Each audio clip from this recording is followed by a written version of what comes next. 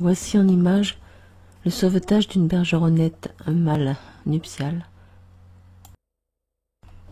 J'ai aperçu une forme sur une route à grande vitesse et je me suis arrêtée et j'ai couru pour voir ce que c'était. À ma grande surprise et ma joie, j'ai vu que cet oiseau n'était pas mort, cette bergeronnette. J'ai pensé qu'elle avait été seulement choquée par le choc d'une voiture.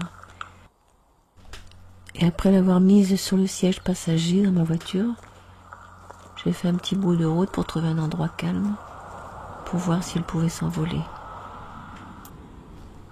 Je ne voulais pas l'éloigner de l'endroit où elle était, car je me suis dit, si elle est en forme et qu'elle a encore des petits à nourrir, je voudrais bien qu'elle puisse continuer à le faire.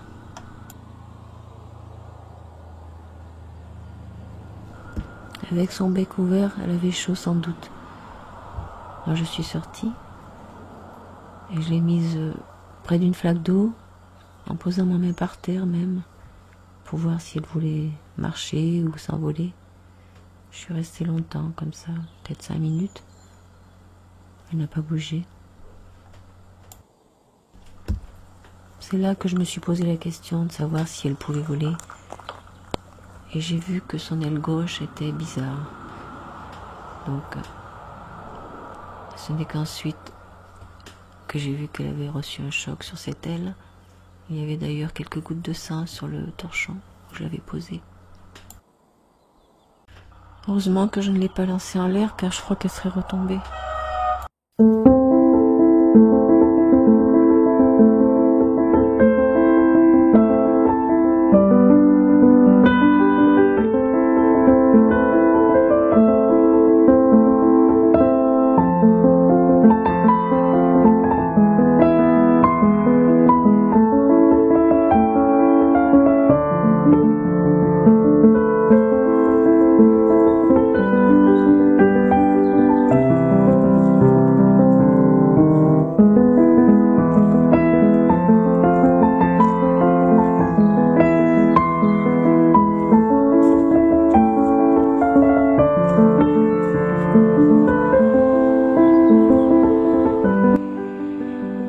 J'ai dû me rendre à l'évidence, elle avait besoin d'être soignée.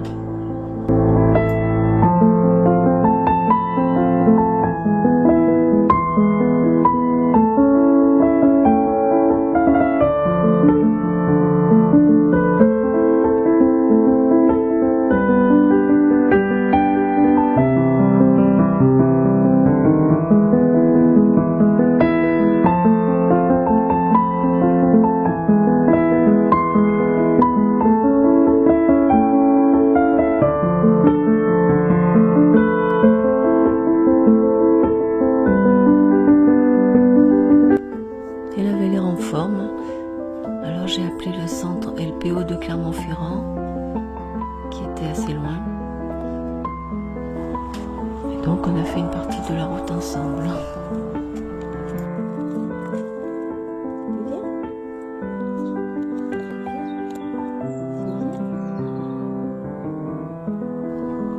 Mais elle ne se laissait plus attraper. Elle a fait sa vie, s'est cachée un petit peu, et puis est allée sur la plage arrière. Et puis, au bout d'un moment, elle est revenue sur le siège à côté de moi, et là, elle ne m'a plus quittée. Elle me regardait souvent. Elle est restée debout.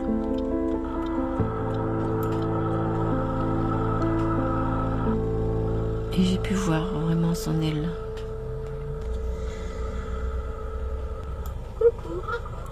On m'a dit qu'on allait lui mettre une attelle et j'espère qu'elle pourra voler.